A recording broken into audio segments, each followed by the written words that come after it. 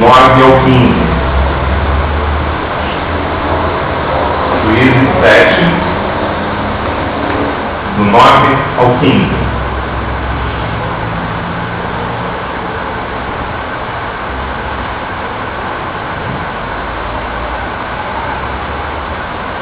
Acharam? Digam amém. Então vamos ler esse texto, pequeno texto, de apenas alguns versículos, e vamos tentar entender o que Deus tem para nós nessa noite. Sucedeu que, naquela mesma noite, o Senhor lhe disse: levanta-te e desce contra o arraial, porque o entreguei nas tuas mãos. Se ainda temes atacar, desce tu e teu moço pura ao arraial, e ouvirás o que dizem. Depois, fortalecidas as tuas mãos, descerás contra o arraial. Então desceu ele com o seu moço pura até a vanguarda do arraial. Os midianitas, os amalequitas e todos os povos do Oriente cobriam o vale como gafanhotos em multidão, e eram os seus camelos em multidão inumerável, como a areia que há na praia do mar. Chegando, pois, Gideão, eis que certo homem estava contando um sonho ao seu companheiro e disse: tive um sonho, eis que um pão de cevada rodava contra o arraial dos midianitas e deu de encontro à tenda do comandante, de maneira que esta caiu e se virou de cima para baixo e ficou assim estendida. Respondeu-lhe o companheiro e disse: não é isto outra coisa, senão a espada de Gideão, filho de Joás, homem israelita. Nas mãos dele entregou Deus os midianitas e todo este arraial. Tendo ouvido Gideão contar este sonho e o seu significado, adorou e tornou ao arraial de Israel e disse: levantai-vos, porque o Senhor entregou o arraial dos midianitas nas vossas mãos. Até aí é que nós vamos usar esse texto da Bíblia Sagrada, linda palavra, para ministrarmos aqui nessa noite. Vamos orar. Curva a tua cabeça, oremos ao Senhor. Pai, em nome de Jesus, nós declaramos a nossa total dependência a Ti nessa noite, porque sabemos que o Teu poder se aperfeiçoa na fraqueza, e declaramos que somos fracos e que dependemos do Teu poder e da Tua graça. Manifesta aqui, Senhor, por misericórdia, a função, a Tua palavra, ó Deus, de uma forma revelada, de uma forma tremenda, para que saiamos daqui alimentados e cheios do Teu Espírito, Senhor, e em concordância possamos caminhar em conformidade à Tua palavra. Em nome de Jesus é que oramos. Amém. Esse é um texto que na verdade, é a parte de um texto que compõe uma história que é muito linda, que nós todos conhecemos e já ouvimos pregar muito sobre ela, mas esse pedaço específico é um pedaço que parece que nos passa. Parece que a gente não presta muita atenção no que acontece aqui nesse momento. A história se conhece, Gideão estava vivendo, Israel estava vivendo um momento difícil, uma tribulação muito grande, em que tudo que eles faziam, plantavam, e tudo que eles faziam para subsistir, os inimigos entravam, invadiam, tomavam, saqueavam, e era um desespero. Você imagine você efetuar esforços para sustento teu e ao final de todo o esforço que você exerceu, o inimigo vem e colhe por você e toma aquilo que é direito seu, toma aquilo que é teu, toma aquilo que é tua possessão. E foi isso que eles estavam vivendo, e foi muito duro. Foram 7 anos de uma vida assim, uma vida de plantar e não poder colher, de, semear, e à medida que eles semeavam, todas as vezes que estava próximo à colheita, diz a palavra que os inimigos vinham até Israel, vinham até o campo e detonavam tudo, destruíam tudo, colhiam por eles, tomavam por eles, e era um desespero. E eu olho para isso e vejo que muitas pessoas vivem assim. Muitas pessoas andam assim, caminham assim, e já estão à beira mesmo do fazer. Como fazer para se livrar de situações como essa? Tudo que eu semeio eu não consigo colher. Tudo que eu trago como empreendimento para a minha vida, invisto, não consigo fazer com que aquilo surta o efeito necessário para a minha subsistência, para a subsistência da minha família, enfim. E aí, eu não sei quanto tempo, né, se aguenta ficar dessa forma. A verdade é que 7 anos eles já estavam assim.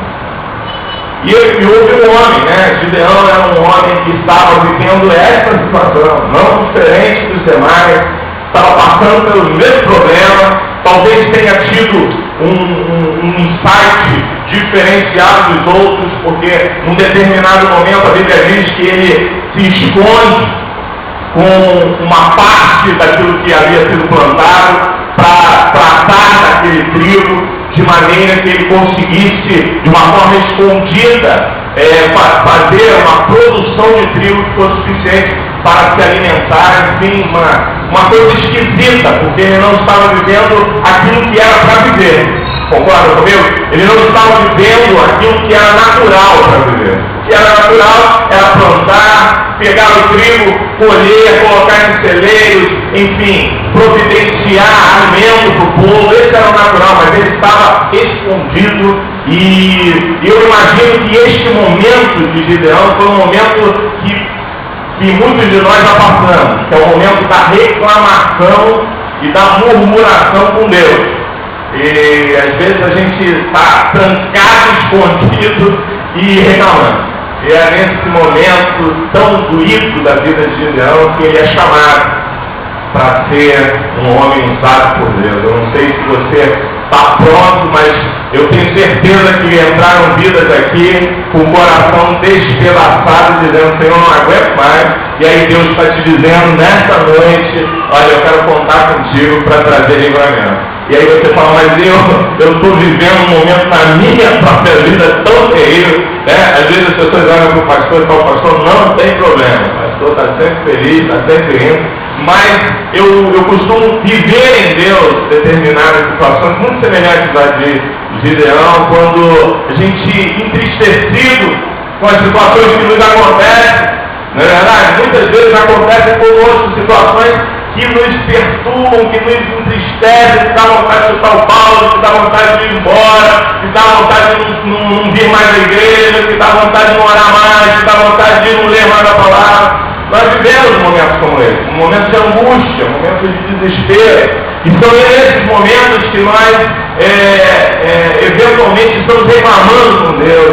E nesse momento específico de Gideão, lá no lagar é um lugar de malhar uva, de amassar uva, mas ele estava amassando trigo porque tinha que estar escondido, em detrimento à perseguição, em detrimento à angústia, em detrimento a tudo que ele estava vivendo. E eu imagino que ele lá amassando trigo no lagar, cuidando do trigo, sei lá, fazendo o que teria que ser feito naquele momento com o trigo, ele devia estar se questionando e perguntando o que ele fez de errado, o que eu fiz de errado, Senhor. Eu devia estar em outro lugar, devia estar num celeiro, devia estar colhendo, devia estar, sabe, com a minha vida numa outra instância. Eu estou num lagar, malhando trigo, não estou no lugar certo, não estou vivendo a vida que eu tenho para mim como sonho, ou pelo menos a proposta de vida que, sabe, que eu abracei quando abracei o Senhor. Nesse momento de angústia, nesse momento em meio aos questionamentos, das indagações, em meio aos porquês que nós também temos na nossa vida, quem sabe você entrou nessa noite aqui se perguntando um monte de coisa. Por que isso está acontecendo? Por que acontece dessa forma? Por quê? E aí Deus escolhe esse momento de dificuldade pessoal, de crise interior, momento que muitas vezes, se nós olharmos pela ótica humana, nós vamos interpretar que esse não é o melhor momento para Deus aparecer a ninguém e chamar para uma grande obra, para a realização de uma obra, né? E às vezes a gente acha que a gente tem que estar muito bem As coisas têm que estar tudo no lugar, tem que estar tudo certinho, a minha vida financeira tem que estar estável, sabe? Eu tenho que estar bem, para fazer a obra de Deus, eu tenho que estar legal, tem que estar tudo no lugar, tudo certinho. E Deus não está olhando para essa maneira, desta forma. Deus não olha assim. Deus olha você em crise, assim como você pode estar, e fala assim: olha, ali tem um valente, ali tem uma mulher tremenda, ali tem um homem tremendo. Deus não olha para nós como nós nos olhamos. Tanto é que quando o Senhor se aproxima de Gideão, naquele momento de angústia, que o Senhor fala para ele: olha, Gideão, está na hora, se arruma, se apronta, porque eu vou te usar para trazer livramento. Mas ele começa a questionar, e isso é uma tônica de todos aqueles que são chamados por Deus e que têm consciência da sua própria pequenez. Você vê como o Senhor chamou Moisés, foi assim, começou a declarar: não posso, não consigo, não sou eu. Gideão também da mesma maneira. E nós, muitos de nós aqui já fizemos isso inúmeras vezes. Quando Deus fala: faz isso, pega o evangelho, fala da minha palavra. Ah, mas Senhor, agora não, agora eu estou numa luta tremenda, eu não consigo. Pega o telefone, liga para fulano e fala de Jesus para ele, leva uma mensagem. Mas eu vou levar uma mensagem agora, Senhor, mas eu estou tão debilitado, estou com tantos problemas agora. Não, Senhor, mas o Senhor está te chamando. E essa é uma palavra para você nessa noite, assim como veio para o meu coração, é para nós. O Senhor está te chamando para uma grande obra. E nada vai poder travar você. Se você está se sentindo pequeno, é ótimo, porque aí o grande e poderoso Deus se aperfeiçoa e entra na nossa vida exatamente nos momentos de fraqueza total. E quando eu não vi em tempo algum o Senhor chamar homens que se sentiam autossuficientes, poderosos, né? O Senhor sempre chamou homens que se sentiam debilitados. E o apóstolo Paulo, numa certa vez, ele disse: não aguento mais sofrer tanto, não aguento mais passar por isso. E agora, Senhor, faz alguma coisa. E ele falou assim: filho, a minha graça te basta, porque o meu poder se aperfeiçoa na fraqueza. Esse é um momento de fraqueza teu, é um momento de angústia que você está vivendo, também é um momento de Deus na tua vida. De Deus agir, de Deus se manifestar, do Senhor te fazer forte.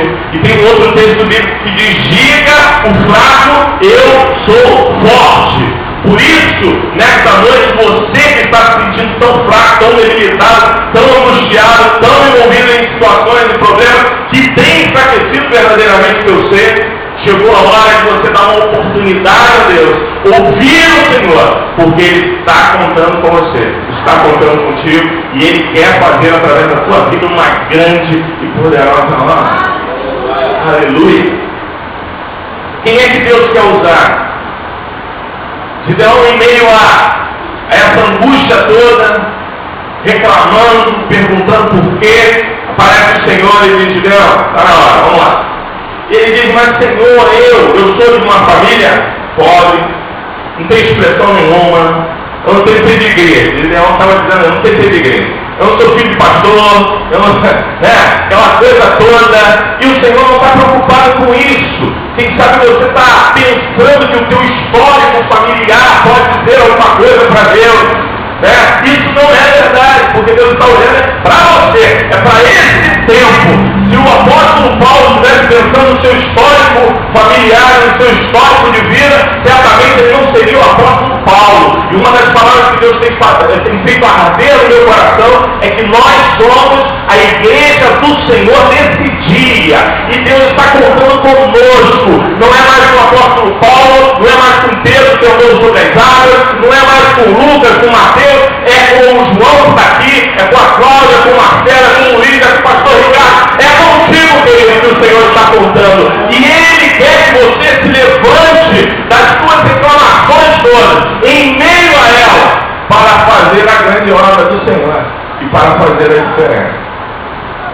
Então começa a narrar e dizer: não, Senhor, eu não posso, não consigo, minha família, enfim, eu tenho um outro problema. Parece que nós estamos olhando para a nossa vida hoje. Quem de nós que não está cheio, repleto de problemas? Se nós parássemos aqui para relatar problemas, se tivéssemos um culto assim, vamos relatar problemas, a gente fazia uns 3 dias de vigília e ainda ia sobrar.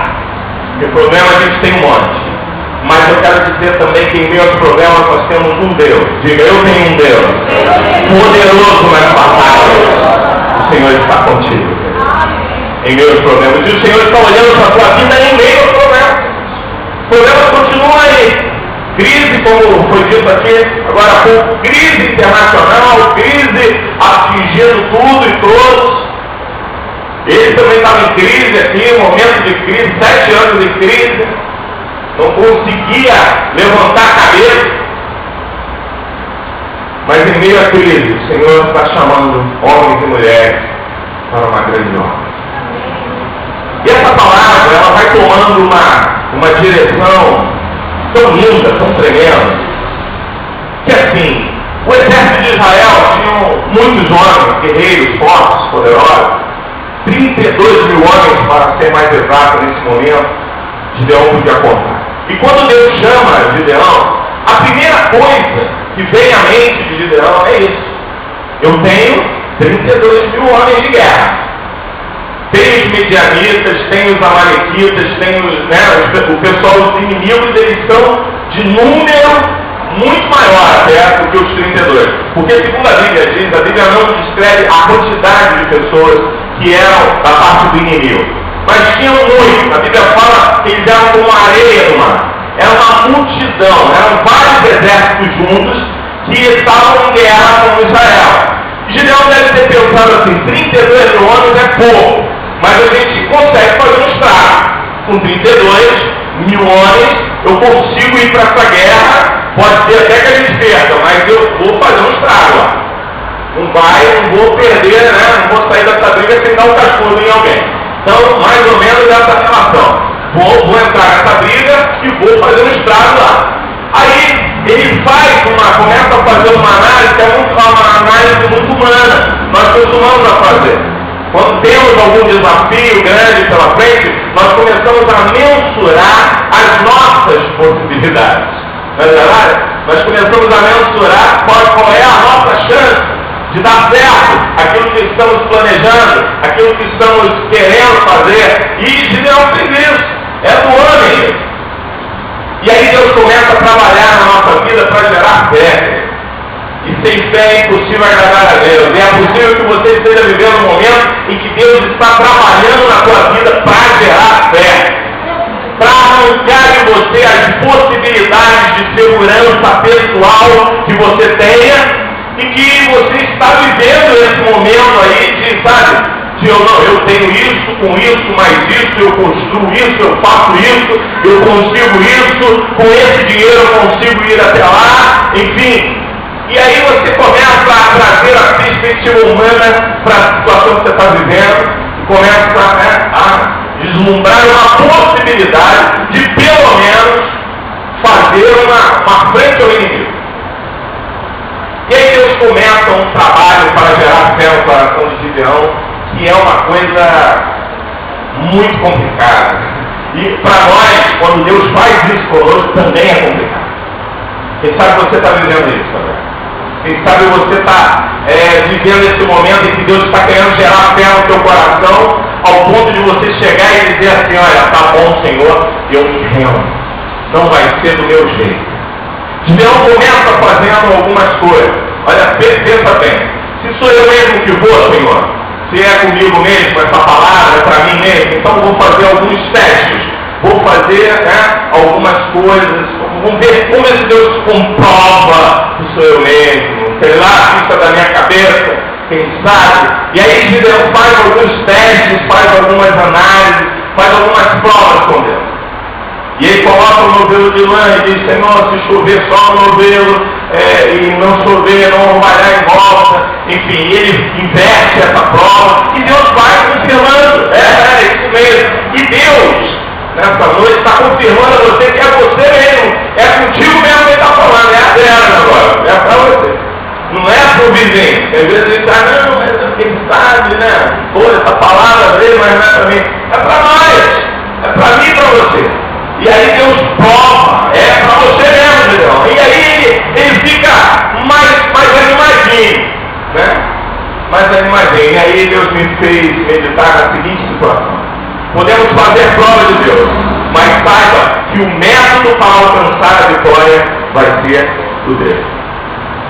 Então, ao pensar que, fiz prova, não sou eu mesmo, tá certo, agora beleza, agora eu vou contar com os 32 mil, mas o método de Deus é totalmente diferente dele. Deus não está pensando em você enriquecer pelos seus próprios, pela tua própria força. Deus não está pensando que você vai conseguir comprar a sua casa pelo teu próprio empreendimento. Não, eu fiz, eu colhi, eu fiz assim, dessa forma. Não é isso. Deus tem seus métodos. E os métodos de Deus são diferentes dos nossos. Quando Gideão estava contando com 32 mil, Deus disse: olha, tem um monte de covarde aí nesse meio, pode avisar os covardes para ir embora. E aí Gideão falou: não, tudo bem, vai ter uma meia dúzia de covardes aí. Aí Gideão faz uma luta: olha, Deus falou que para os covardes, os amedrontados, aqueles que não estão a fim de ir para essa guerra, podem ir embora. Para surpresa de Gideão, dos 32 mil foram 22 mil. Hoje. E aí o cara que vinha vislumbrando uma situação, vai dar para a gente pelo menos fazer um estrago lá, começa a perder o chão. E o que eu quero dizer é que Deus prova a nossa fé quando Ele começa a tirar o nosso chão, quando nós não temos mais firmeza, quando Pedro andando sobre as águas não tinha mais firmeza. Aí Deus está provando a nossa fé, porque se você estiver contando com aquilo que a tua mão pode produzir, com aquilo que você mesmo já estabeleceu na sua vida, certamente Deus não está nisso. Mas se está difícil, se você está vendo situações e essas situações não estão finalizando como muito boas, é porque Deus vai fazer um grande e poderoso milagre na sua vida. Aleluia. Então, faz esse anúncio, 22 mil vão embora. Ficaram 10 mil. E aí o Senhor vem com uma matemática louca. Uma matemática que é para tirar o chão mesmo. Parece que tirou um pouco do chão, agora é para botar o cara no ar mesmo. Sem chão nenhum. E Deus fala assim: olha, Gideão, tem muita gente. Mas peraí, do outro lado tem uma multidão com areia do mar. Eu estou com 10 mil só agora. Dos 32, já foram 22, eu estou com 10 mil. E tu, Senhor, ainda está dizendo que ainda tem muita gente. E o Senhor fala assim: tem muita gente.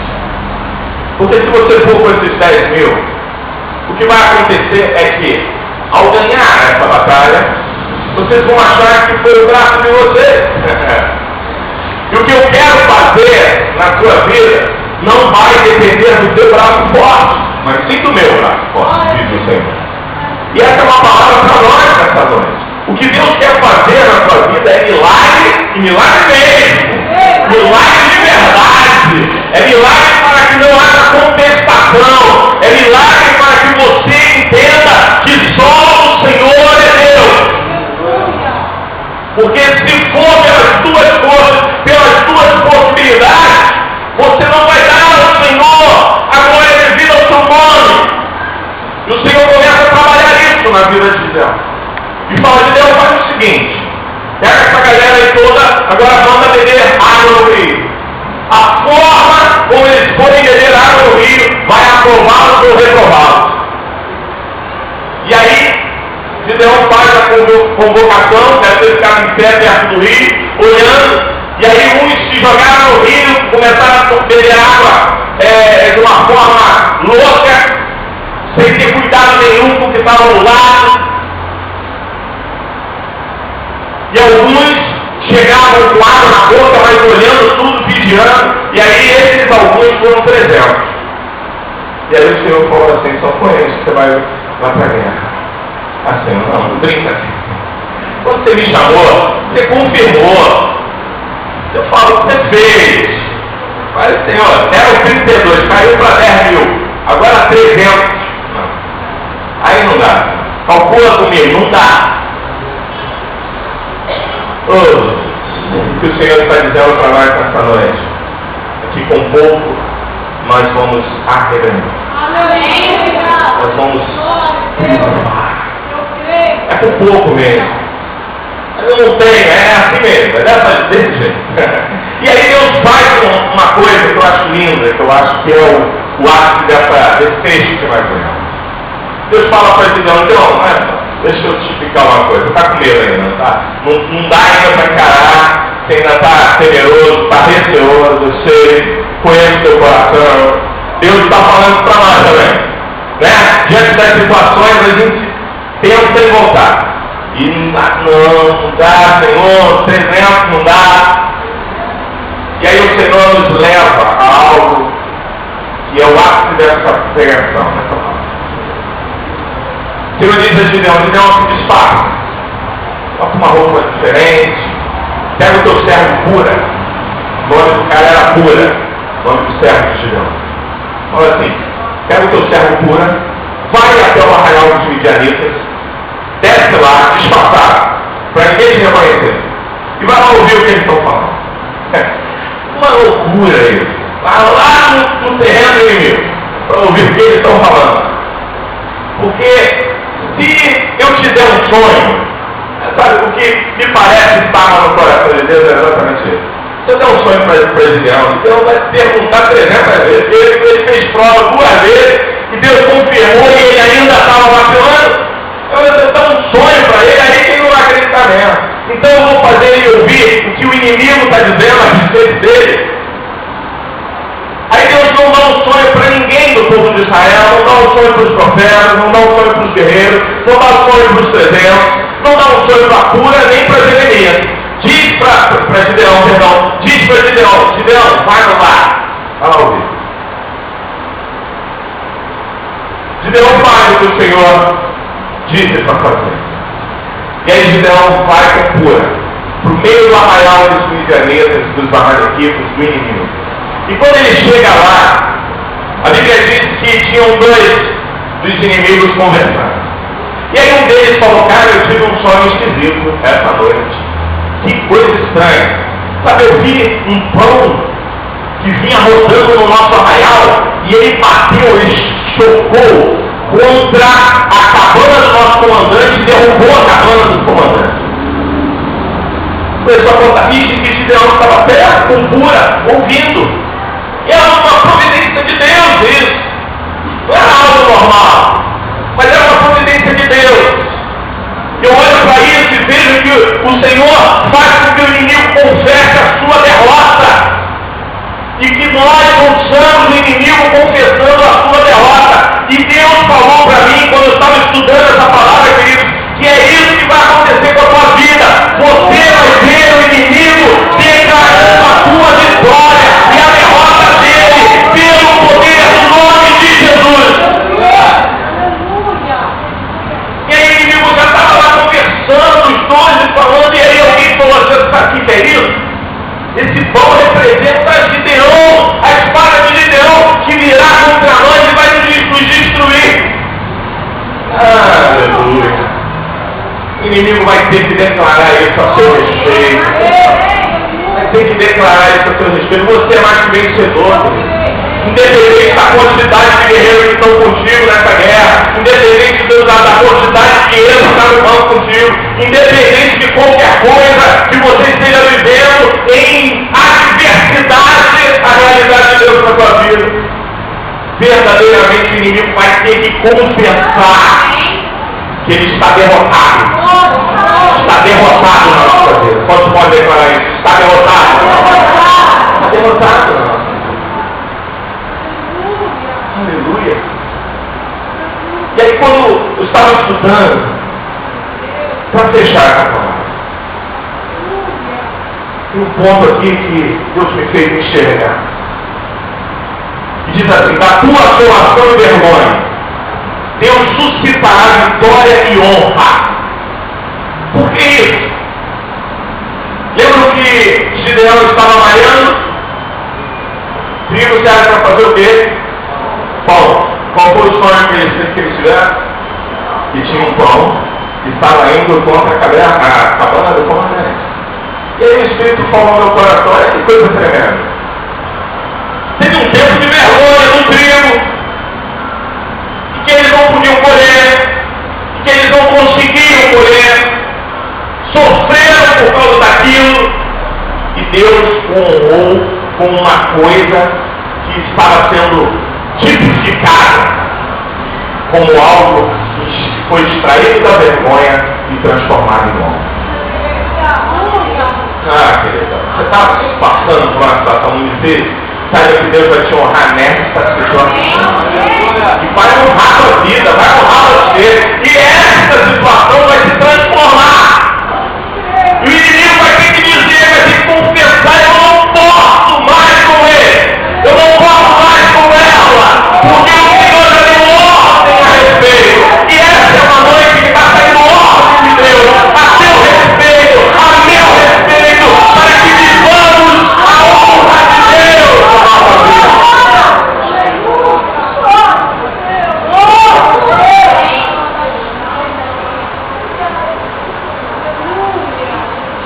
Da vergonha, Deus suscitará glória e honra. Isso aconteceu na minha vida, isso tem acontecido na minha vida, isso ainda vai acontecer na minha vida, até o dia de Jesus, até o dia que o Senhor voltar nas coisas. Eu vou ver, queridos, toda a minha vergonha sendo transformada em honra, pelo poder do Senhor, pela misericórdia do Senhor, pela graça do Senhor, pelo amor do Senhor pela minha vida. Não é porque eu mereço, não é porque eu tenho condições, mas é porque o Senhor é misericordioso. Ele me ama. E eu quero te dizer essa noite: o Senhor te ama. O Senhor manda te dizer: Ele te ama, querido. Se não tiver nenhum outro motivo para ele fazer isso, esse te basta. O Senhor te ama. Aleluia. E aí, quando Gideão ouve isso, aleluia, quando ele escuta isso, da boca do inimigo, aí ele gera coragem. Eu espero que essa palavra que vem de Deus nessa noite para ti seja o suficiente para gerar coragem no teu coração e para te dar um gás maior para você continuar. O texto no capítulo 15 diz assim: tendo ouvido Gideão contar este sonho e o seu significado, adorou e tornou ao arraial de Israel e disse: levantai-vos, porque o Senhor entregou o arraial dos midianitas nas nossas mãos. Querido, não mudou nada, não entraram mais 300 homens, não entraram mais 10 mil homens, não. Gideão só teve a experiência de ir lá e ouvir o que inimigo estava falando. A Bíblia diz que ele adora o Senhor. Eu imagino que deve ter sido uma adoração mais ou menos do tricolor da torcida do Flamengo quando o Flamengo toma um gol. Imagina comigo. Eu já fui no Maracanã, fiquei lá no meio da torcida do Flamengo.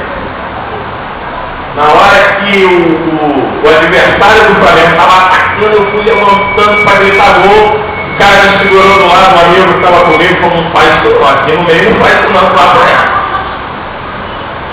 E Gideão estava lá no meio do arraial. E o cara está falando na frente dele e ele está ouvindo. Daqui a pouco deve ter dado vontade da glória a Deus. Deve ter, sabe, ardido o seu coração de uma maneira. E o cara falou: olha, então tu viu aí, isso aí é porque Gideão está vindo. E Gideão estava lá ouvindo. Deve ter estado, né? E a Bíblia diz que ele adorou. Não sei como é que foi essa adoração. Deve ser uma adoração contínua. Ele deve ter fechado os olhos naquele momento. Senhor, glória a Deus. Obrigado, Senhor. Mas baixo. Tem hora que não está tempo para explodir. Ainda não é hora de explodir. Quem sabe ainda não é hora de explodir. Mas Deus está preparando o teu caminho. E essa noite é para que você tenha o entendimento que o caminho está feito para a tua vitória. O caminho está pronto. Não há mais o que reclamar. Sabe, o mesmo homem que estava reclamando no lagar estava nesse momento orando a Deus e dizendo: Senhor, eu te louvo, eu te adoro, obrigado porque tu és tremendo. E aí ele pega o